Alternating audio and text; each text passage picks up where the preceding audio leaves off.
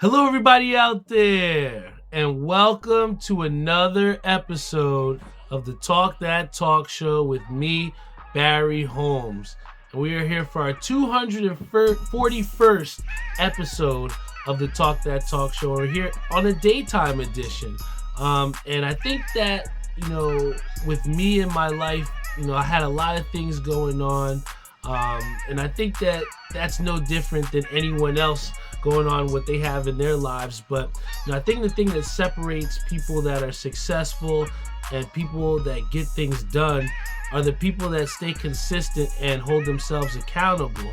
And one of the things that I like from my friend group and from everybody out there that supports this show is the fact that you guys do hold me accountable, and you always are asking me, when's the next episode, what's going on, where is everything all right, when's this next episode going to come out. And it's those comments like that from you all that make me hold myself accountable and hold myself to a standard to where I need to put this episode out each and every week. There are people that depend on me to go out there and give them some entertainment. I think that at times the things that I prioritize in my life, whether it be bowling, my relationship, my family, it's just a lot to juggle sometimes. And I think that I would be lying to you guys if I said that at times I do feel human, and there's a lot of things that were going on and still are at the time. But I think that one of the things that has always remained solid for me, and one of my rocks and my foundation, has been this podcast. Support from you guys, whether it be my boy Brian Spawn, who I have his bat right here at my bedside, and before I go out and bowl every week, I grip it, and I use it to give me some energy, because he had gifted that to me, to where during his season, he couldn't get a hit and he was in a slump, and then when he was able to get his first hit, it had that sentimental value to him. And for him to gift it to me, it's been something that I hold true to me. So, it's people like that, it's the support of people like Alvin, who, invite me to, come to see him, engage or be married with his wife. I'm just very blessed to have, great friends and great people that support this show. And, it's the support of those people that, pretty much keep me going and keep me pushing. So, I thank you for your patience with me. I haven't been able to get these episodes out as consistent as I would like to, but, I'm here today, got off work a little early and wanted to come here on the show and give you guys an episode here of the Talk That Talk Show, and, give you guys a little bit of clarity as far as what's been happening with the show. But, I aim to be, to kind of, rein it in a little bit. I think one of the things I was super excited about, super proud of last year in 2023 was the fact that we only missed, I think, something like 3 days. So we were able to put out, I think it's like 52 weeks in a year. We were able to put out, I think, 49 episodes last year, and that was huge. And, to be able to, kind of get a little bit of this slow start to 2024, it's one of those accountability things and things you have to accept. And, I'm here to, put the reins back on and keep us pumping this Talk That Talk Show, man. I think also another big thing is, with the merchandise that we've seen in the bowling alleys popping, I've kind of, in a way, haven't had a release too, as far as, outside of bowling jerseys. So I definitely want to, have that on the horizon as well too. But, it all starts with, first and foremost, making sure this comes out every single week. And, with all the things going on, I think this is a great way to also highlight someone else who inspired me and kind of, help inspire some of the changes that I've been trying to make in my life as well too.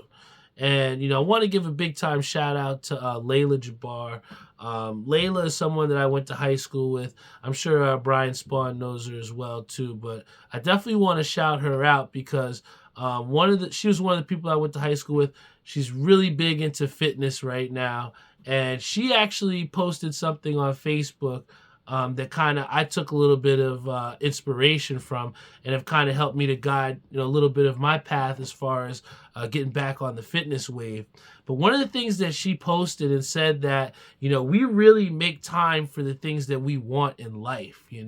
So at times where it seems like we make all the excuses in the world to why we can't go to the gym, why we can't get this done, why is this not possible. We make time for the things that we truly want. So in essence, I truly had not been making time for the things that I needed to get done in my life, right? So in an instance like today where I could have easily been like, yo, fuck it, I'm going to the Devils game later. I'll get to the show later in the week. I wanted to prioritize something that I wanted to get done, and that is this show. And in essence as well, too, I had been making excuses as to, why I can't go to the gym, right? Oh, it's closed by the time I get out of bowling. Oh, I'm tired from working 2 fucking jobs. I don't have the energy to go to the gym.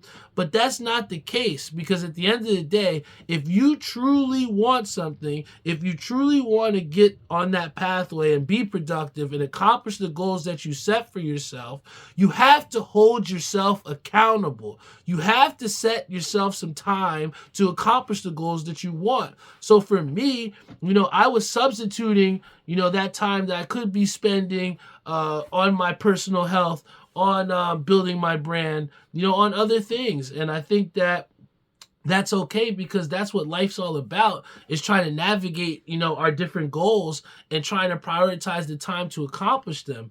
But, excuses are something that we just can't make. And I think that excuses are something that, keep us comfortable and keep us in that mind frame from achieving those goals. So, I put a stance when I saw that post, because it really hit me, because, someone might see this girl, this fitness girl, flexing or doing whatever. But for me, it was the words that stuck with me. And I was like, damn, she's right. Like, we really do make time for the things that we want. We got to put some time and sacrifice, some time to accomplish these goals, right?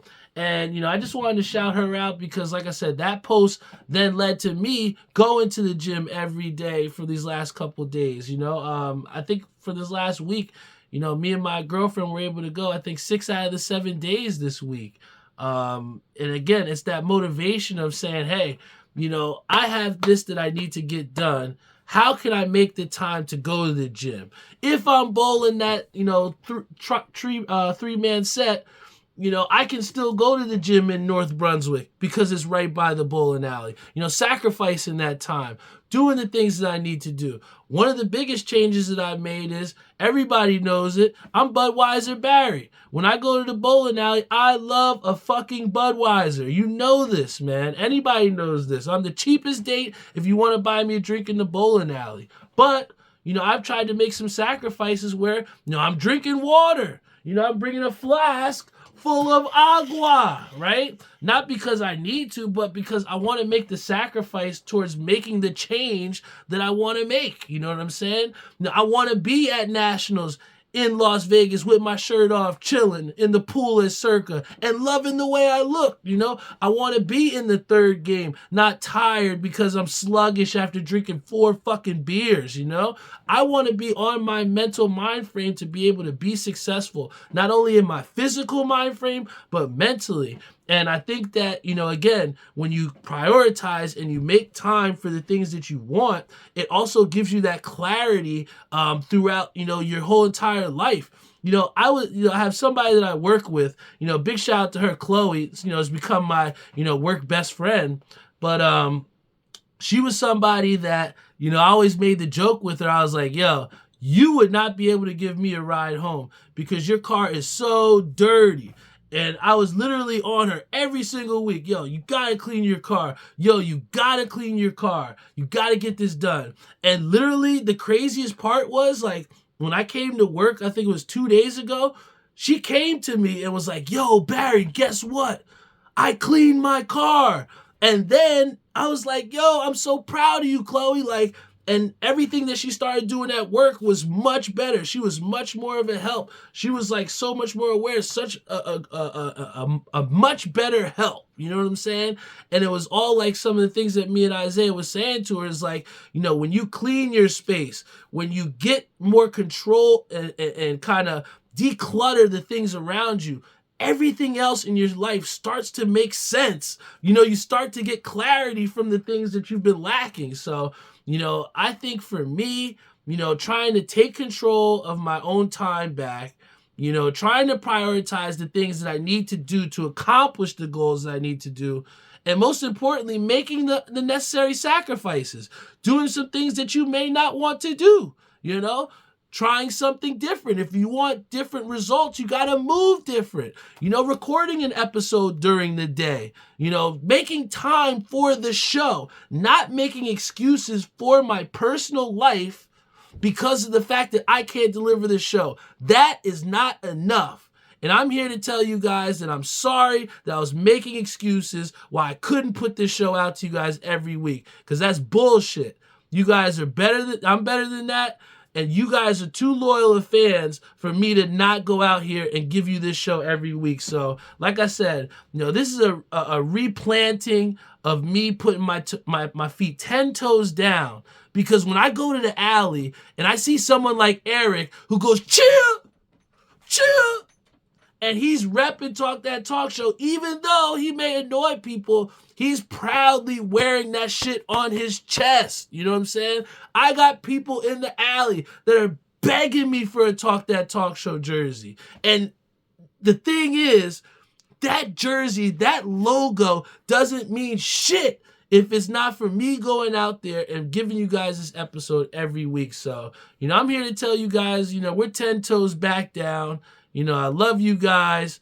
I'm back, man. I'm back. And, I thought it was very important to come here on the air and share, an episode here with you guys. And it's really funny how, in a way, not only has this podcast, kind of translated my life, a little bit further, or giving you guys, that look inside the telescope, but, the way that sports has, in a way, given me lessons, giving me things that I can take and add to my life. I think it's been a real depiction of sports translating life.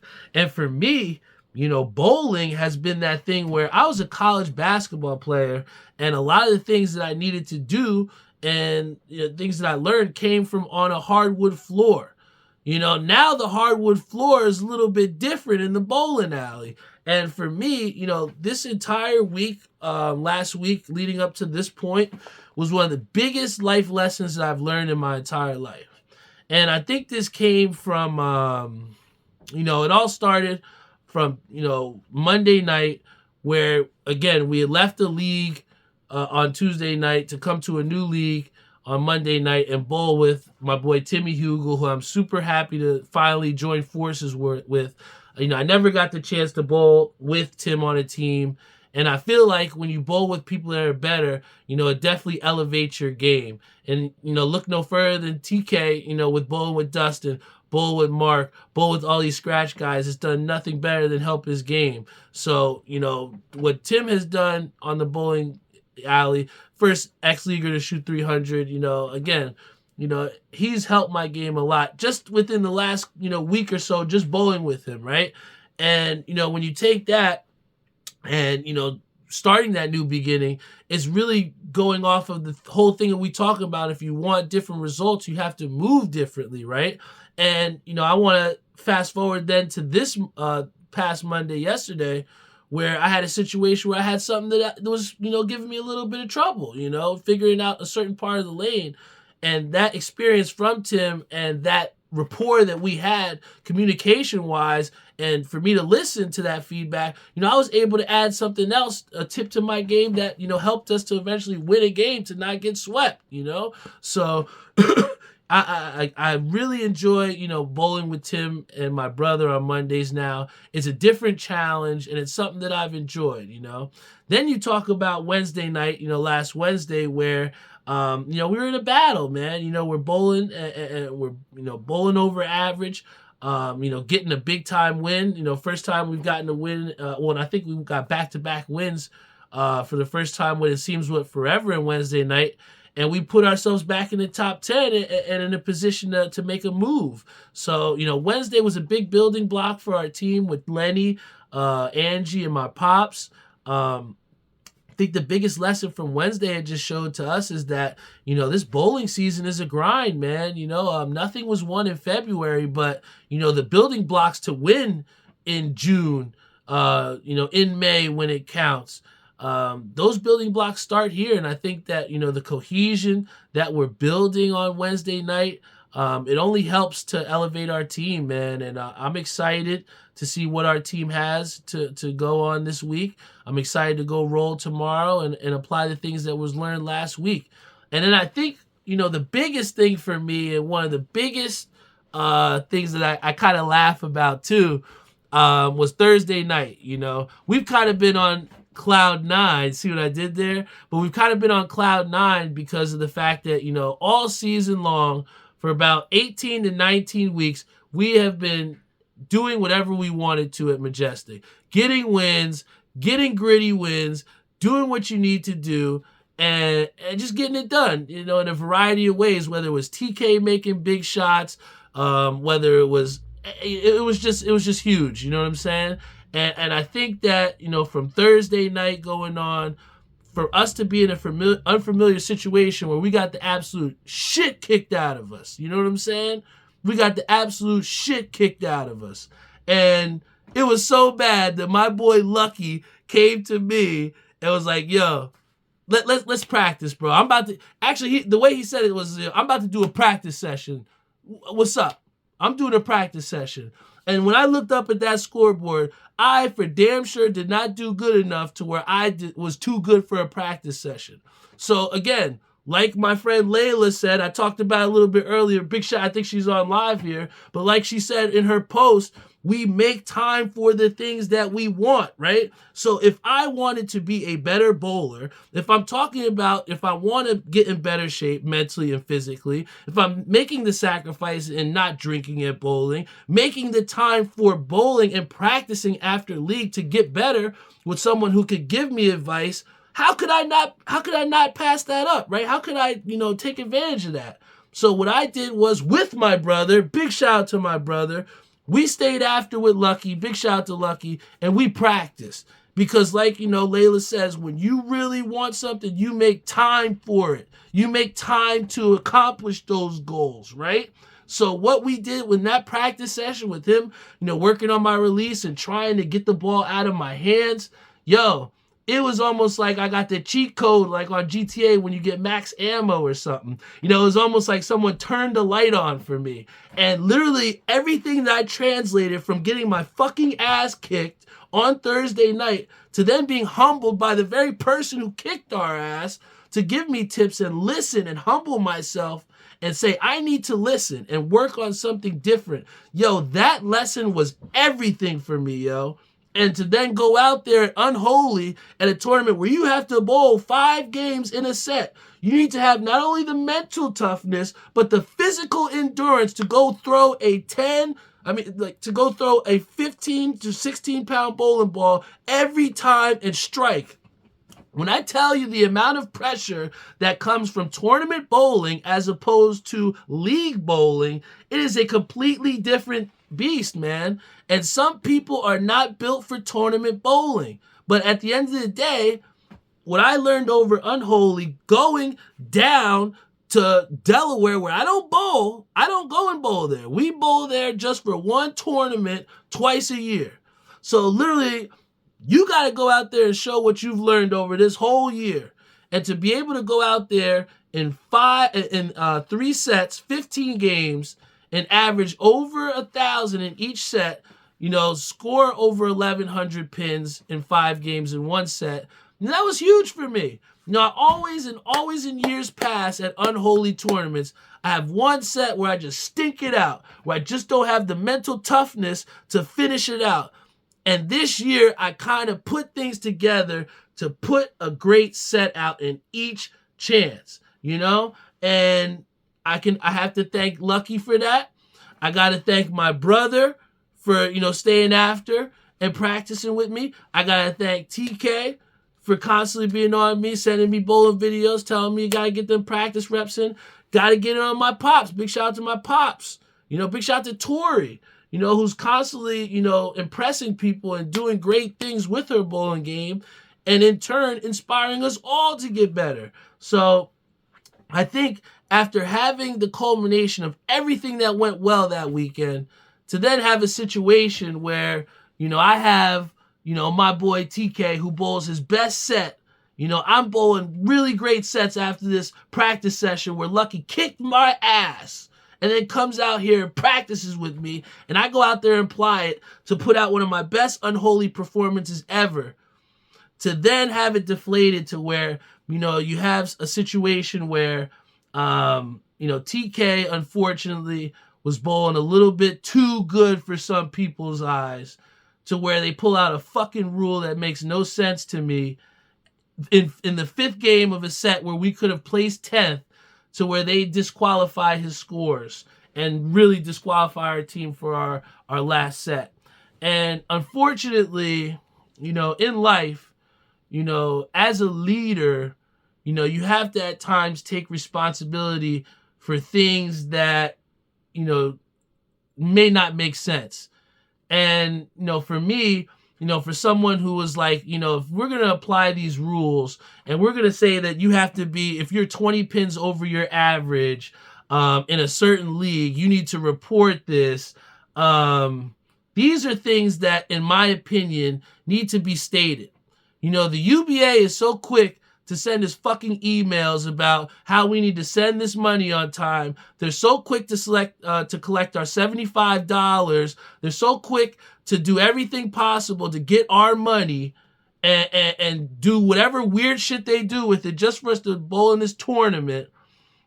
For them to do that and pick and choose when they want to apply these rules, and at the same time, I gotta go surfing for these rules. I didn't even know these shits existed until these guys are pulling up on their phones from certain places. But at the end of the day, when you are a tournament director, or if you're someone in a position where you're creating these tournaments, you have to make it, the rules known so that everybody can follow them.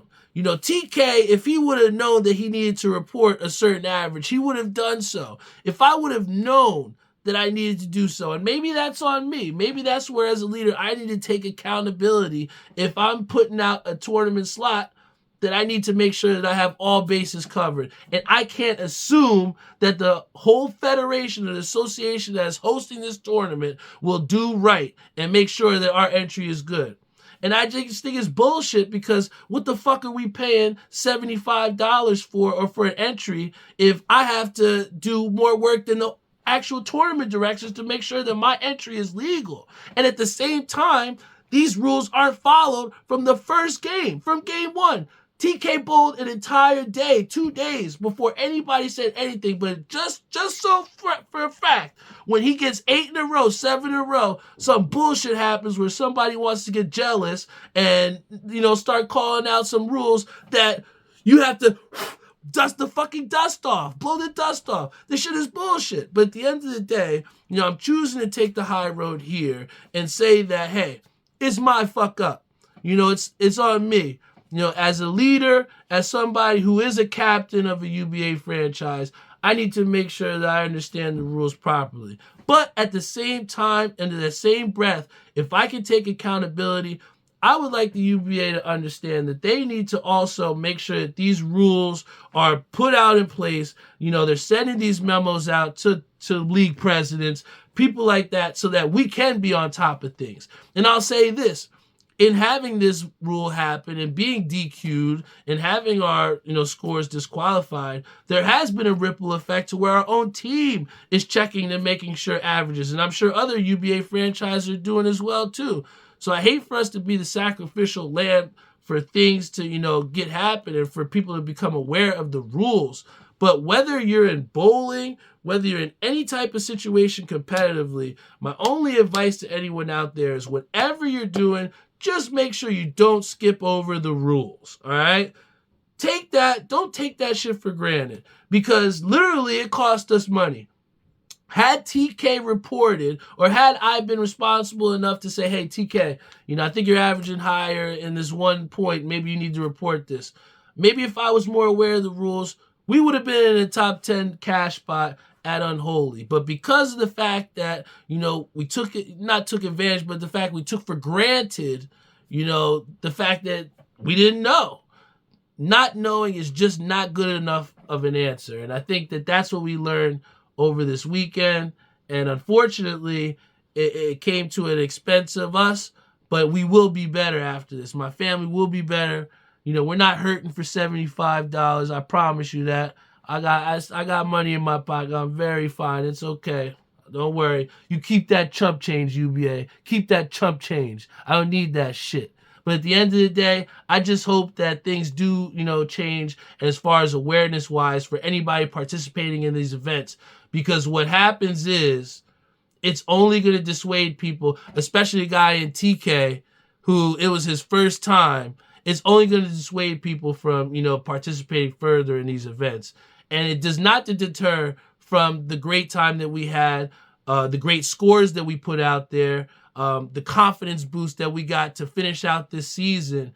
It doesn't deter from that. So for that, I will thank the UBA for that tournament. But, as far as the way that thing was handled, we all know what happened without needing to be said. That shit was bullshit. But hey, take my chump change. I don't need that shit. All right. But I'll say this, man. The one thing I do need is my New York Knickerbockers, man. The New York Knicks are in a position where we have Shaquille O'Neal saying that we got one of the best chances to win a championship that we've had in a while. And I want to pump the brakes just a little bit, but I don't want to pump the optimism, because what we've seen from the Knicks on a weekly basis has been nothing short of extraordinary. The addition of OG Anunoby, the resurgence of Jalen Brunson. After you watched the playoffs last year, I didn't think he could play any better. And he just seems to keep getting better with each game that Jalen Brunson plays. And I remember a lot of people were a little worried about the amount of money we gave to Dante DiVincenzo. But, Dante is playing great basketball, man. You wouldn't think we got the white Steph Curry out there, man. But, the way he's shooting the ball, the way Josh Hart is rebounding the basketball, coming off the bench at times, I think that once we can, weather the storm to get Julius Randle back, think about what we did, taking a Lakers team, with our team without Julius Randle and taking them to the brink. I mean, I think that even with our team without Julius Randle, we're playing serviceable enough or playing well enough to show teams out there that we are the real deal. If you are unbiasedly looking at the NBA right now and you sit here and tell me that the New York Knickerbockers are not one of the hottest teams and not one of the best teams in the Eastern Conference, you'd be out of your mind. Look at what we did to Boston. Look at what we did to the 76ers. Look at what we did to the Nuggets. When you look at all of the best teams that we've played, we've done well against them. Now, with the exception of Indiana game where they kind of played down to Indiana at times and had to take a heroic effort from Jalen Brunson to come out here and get the dub, the Knicks, for the most part, have taken care of the teams that they need to. How many times as a Knicks fan have we said in the past that the Knicks just can't, they always play down to the competition? Why is it that we can't beat those really bad teams, right? But now you're in an era of ball where Jalen Brunson is not going to allow that to happen. He will leave his heart on the floor. And that's why I got 3 of his jerseys hanging in my closet right now. Because at the end of the day, the heart and tenacity that Jalen Brunson gives you on a night-to-night basis. When can you look at me in the eye and tell me that Jalen Brunson didn't give it his all on the court? How can you watch Jalen Brunson play and not want to paint your body blue and orange? That man has you want to run through a wall. And I think that with his having that locker room, having some of his Villanova boys around with him as well too, and now Precious Achiuwa, who, shout out to my boy Kenny Miller, was trained by my boy Kenny Miller, shout out to Precious, but he's been doing his thing and adding that depth at the center position while Isaiah Hartenstein is getting his health back. But I'll say this. My father asks, is Jalen Brunson the best point guard in the NBA right now? I'll even go it a step further. How can you look me in the eye and tell me that Jalen Brunson should not be right now one of the finalists for MVP of the year right now? Who can you make for? I know we got Luka who's doing this thing, but if we're looking unbiasedly at the stats and the impact, and if the Knicks would be in the position that they are without Jalen Brunson is an MVP on one of the hottest teams in the NBA. And if we can't give him the credit of saying he deserves to be in the conversation of MVP of the entire league, then you are out of your mind. And you need to start watching the MSG and watching some Knicks games, because what Jalen Brunson brings on a night in and night out basis, he deserves to be in the conversation for MVP right now. But to Martin's point, he's not going to win MVP, but even if he does finish in the top 3, at least he's getting the respect that's due. Because when can we honestly say, even when Carmelo Anthony was doing his thing for the Knicks all those years, he wasn't ever one of the finalists for MVP of the entire league, right?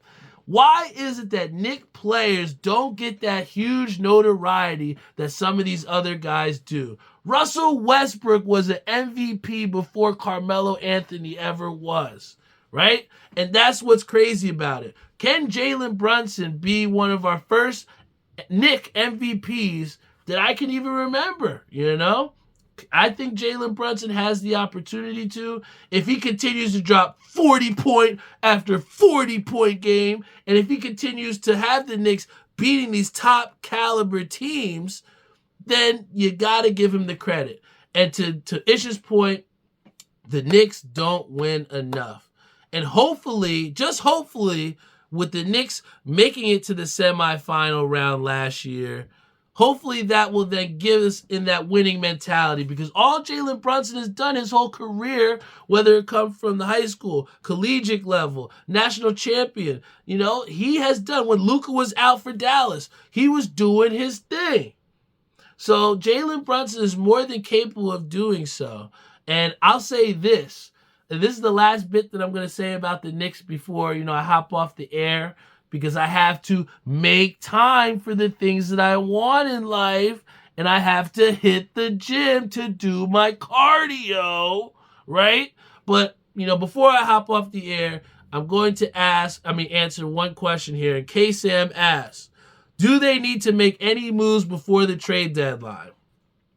And I've thought about it for some time, and I think that it is without question we lost something when we traded away Emmanuel quickly. I think that, again, I was the biggest proponent of keeping RJ Barrett. I loved IQ.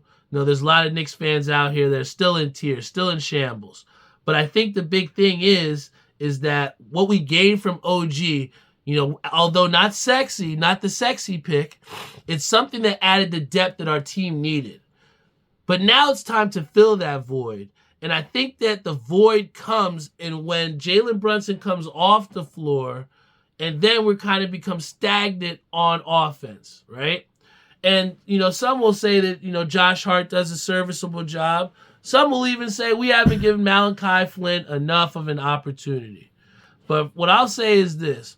If you have the opportunity to add a bona fide player who's been an all-star in the league, who is known for his defensive prowess as well, too, I think it is a no-brainer for you. And I think that the Knicks are not done with trades before the trade deadline. I think the deadline's tomorrow. Somebody double-check that. I think the trade deadline is tomorrow.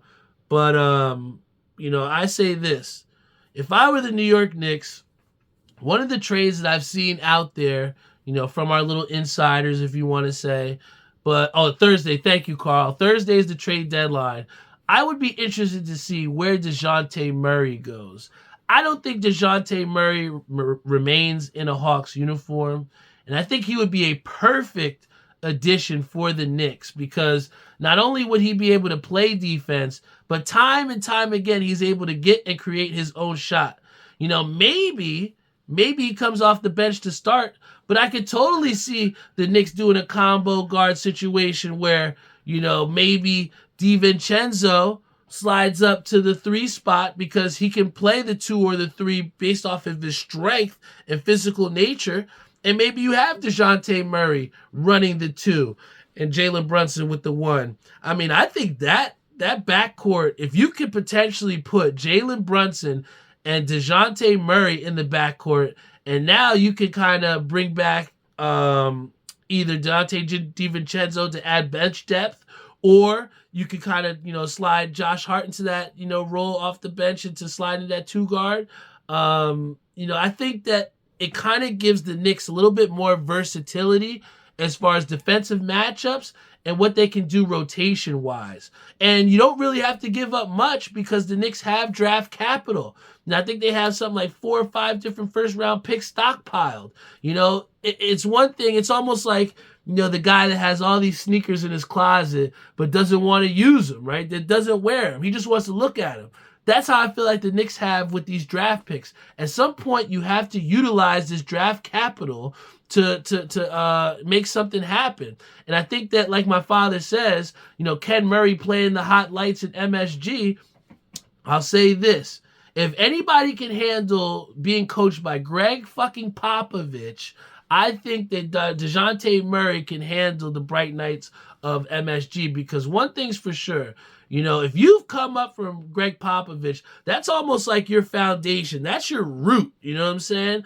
That guy is one of the greatest coaches of all time. And he's obviously put DeJounte Murray on that path because, he was an all-star with a pretty bum-ass team when DeJounte Murray was up there kicking up, right? So, again, I think that DeJounte Murray would be a great piece for the Knicks. I think he could definitely help them out. Definitely give us some defensive depth, some great rotation depth, and somebody who would be... And think about this. In a locker room with Julius Randle, Jalen Brunson, Josh Hart, Dante DiVincenzo, Miles McBride, all these guys, Malachi Flynn, you want to name them, all of them. You haven't heard anything about this Knicks team, as far as getting in trouble or anything like that. And I can say the same about DeJounte Murray. So when you add a guy, potentially DeJounte Murray, he's a guy that you don't have to worry about messing up that culture that the Knicks have built. I think he's somebody that he would just, hop right in line, ready to serve. You feel me? So I think that, DeJounte Murray is somebody that the Knicks should definitely look to target. And I don't think that they should be reluctant to throw in that draft capital to try and acquire him. But once again, guys, thank you so much for tuning in to the Talk That Talk show. I'm going to be more diligent in setting up specific times, throughout my ever-changing work schedule and working 2 jobs. I'm going to be more diligent in setting up times to make sure this episode gets put out every week. Thank you so much for your patience with me. Thank you so much for joining me, on a daytime episode, man. I think with the response that we've gotten, with the amount of people that, came on and had some responses here, I think that it gives me some encouragement to potentially do some more daytime episodes in the future. So, once again, thank you guys so much for rocking out with me. I love you all. One little nugget that I'll give you guys before I hop off the air. I am going to the Devils game. All right. I'm going with my brother. One of the things I love about not going on Tuesdays is I can go to Devils games now again. And, luckily, for some time, the Devils games always just land on a Tuesday. So, and then Martin says more group outings. Yeah, we're going to have you come out here too with us next time. But I'm going to give you guys a line that I'm really looking at and I really like that I'm thinking about playing. I like the over 1.5 in first period goals for the Devils. For that entire game between the Devils and the Avalanche. You got two teams which have, some decent, not excellent goaltending, but decent goaltending. And I think there's going to be some opportunities to score. Devils can get a little bit sloppy, and I think there's going to be a couple power play opportunities in that first period. So I think that if you're looking for any lines to play, if you're looking creative, I like that there should be 2 goals scored in that first period. I think that they're going to light it up. Every time me and Tyree are in the Rock in Prudential Center, it always seems like we get some great games. So I don't see this as a blowout. I definitely see, and then Martin gave me some big time notes here. He said that they beat us 6-3 last time. So we always know it's tough to beat a team back to back. So let's see if the Devils can come and rebound back. I think that if they can play clean hockey and stay out the penalty box, we'll give ourselves a chance, because Colorado is, like Martin said, they can score. So you cannot give them power play opportunities. And I think that that's going to be my key to the game for the Devils. I love you guys so much. Thank you so much for rocking out with me on the afternoon edition. I'm kind of liking this, man. I might have to get some more afternoon episodes on the horizon. But, thank you guys so much. I love you all. And thank you for your patience with me here at Talk That Talk Show. I promise y'all, I'm going to keep continuing to be the best version of myself so that I can give you guys the best version of the Talk That Talk Show. I love you all, and I will see you all next week.